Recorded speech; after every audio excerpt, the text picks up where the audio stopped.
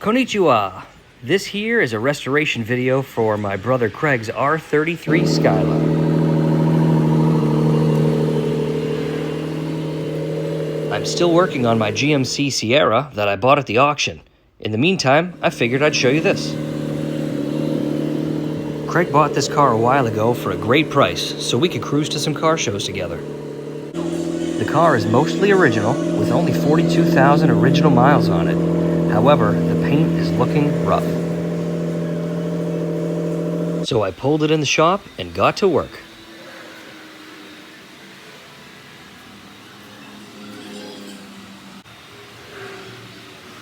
The first thing we did is upgrade the front end with the S2 bumper and a GTR grille. Then I started to dismantle.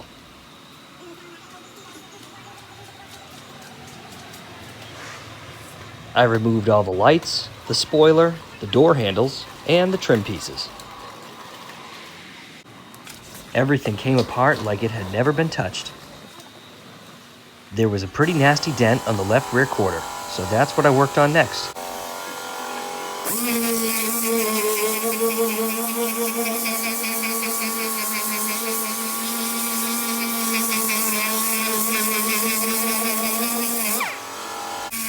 I'm stripping the paint with 80 grit on my Snap-on DA sander. It appeared to be original paint on most of the panels.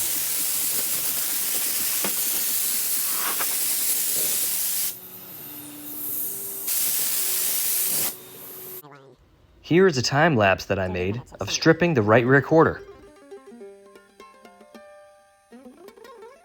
It took about 35 minutes to strip this entire panel.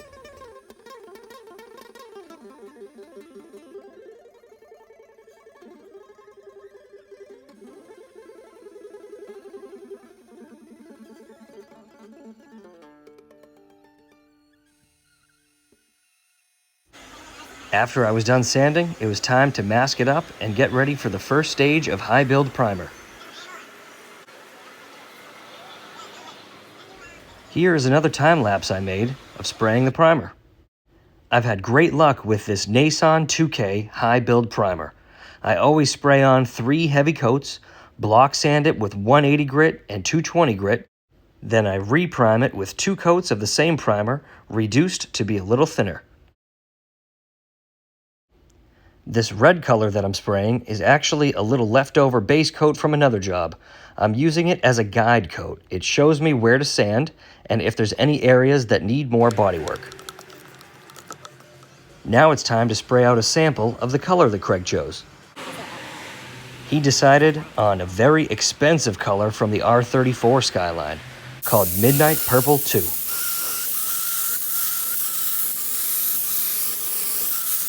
This color cost about $1,500 a gallon just for base coat, and we used 1.5 gallons. I prepped all of the jams with a red Scotch-Brite pad and an abrasive paste called Scuff Stuff.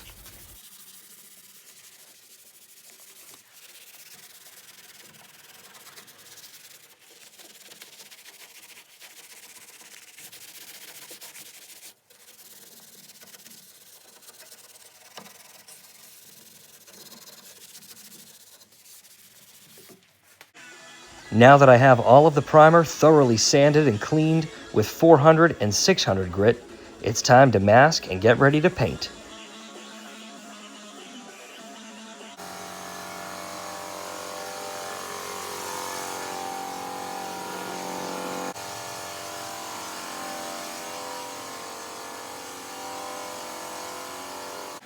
I like to spray all the jams with the exterior at the same time, so there's no breaks in the paint.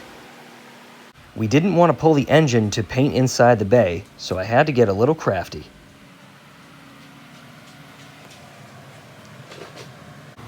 I sprayed 4 coats of base coat and 3 coats of clear coat.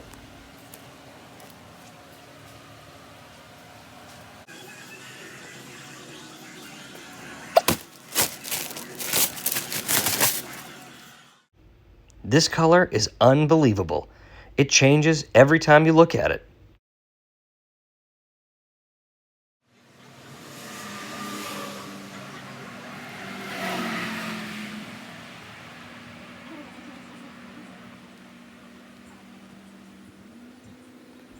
I'm really happy with how the engine bay turned out. You'd never know that we painted it with the engine still inside.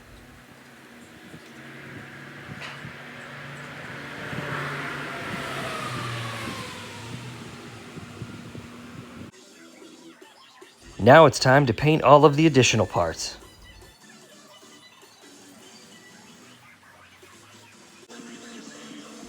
I always like to wet the floor of my shop because it helps keep the dust down and keeps my shop clean.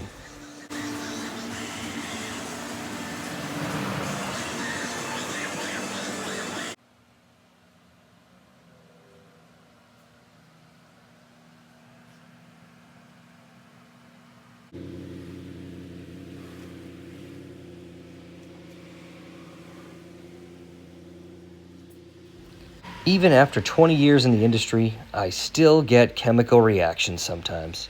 You can see how the paint wrinkles up and separates from the surface below.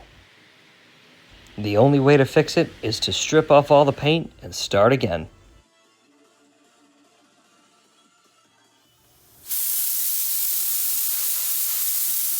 So I spray 2 nice coats of epoxy primer, and that should block out any contaminants below.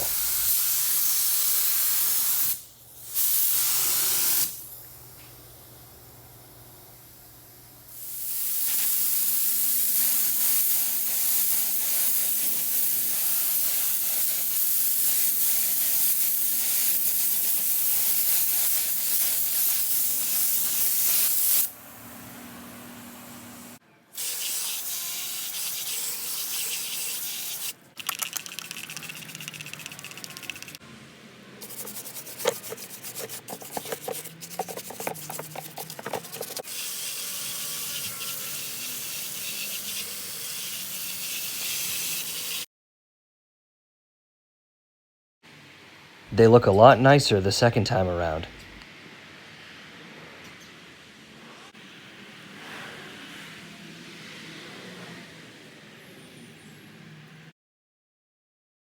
In order to avoid any moisture in the trunk, I need to remove any old butyl tape on the taillights and apply new stuff. This stuff always seals a lot better with a little heat.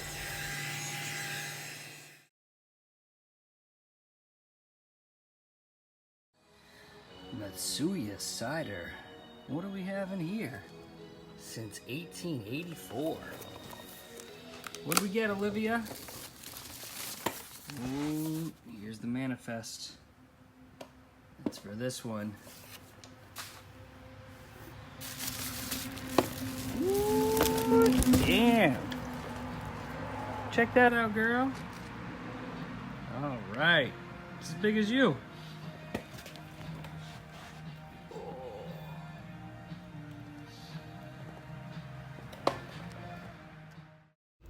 When I had a little free time, I installed a custom boost gauge mount for Craig.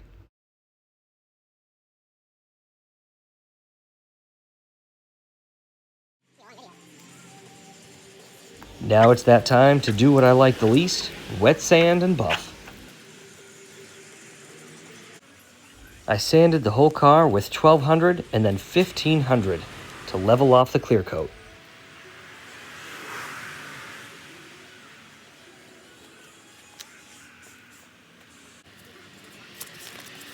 I like to do it by hand because it works the best. The soft block helps match all of the contours. You can see here I still have some orange peel and a few dirt nibs.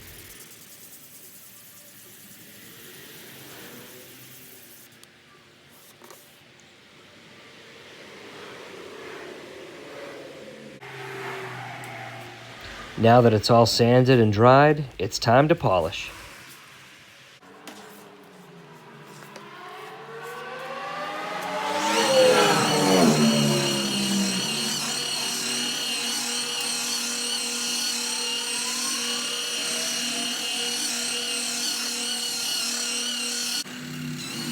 This is a very tedious process, and it can take days to accomplish.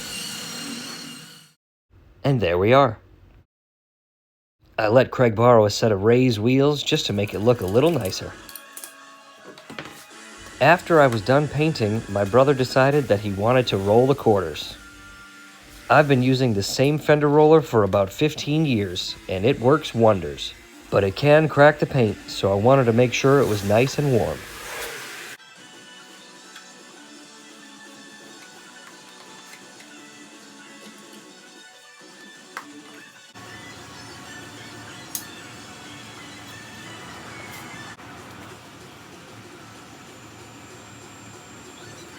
His headlights didn't work because the original wires were all junk, so I made these custom harnesses.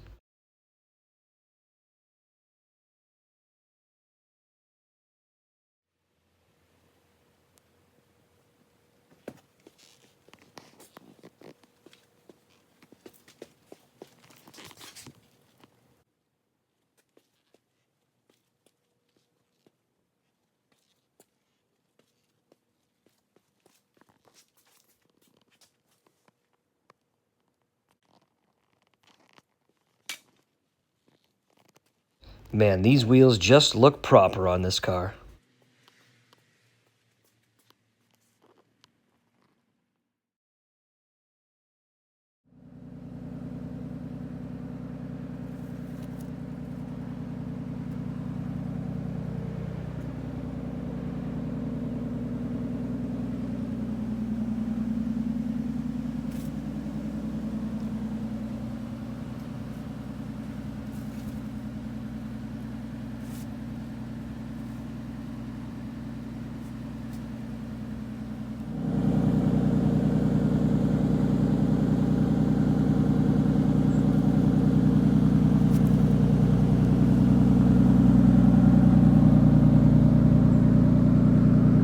If you follow Flying Wheels on YouTube, then you know my brother Craig sold this car at the Barrett Jackson Auto Auction.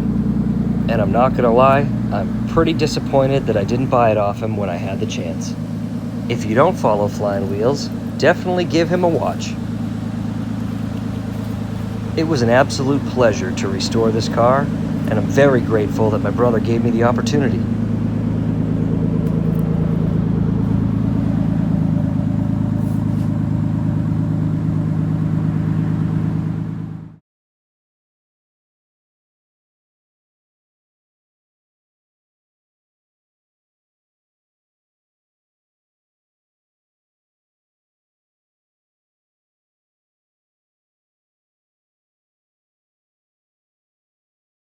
I can't say enough how incredible this color is.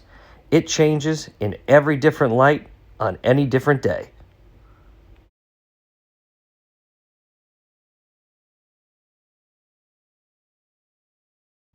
As always, thank you for watching. Please like and subscribe.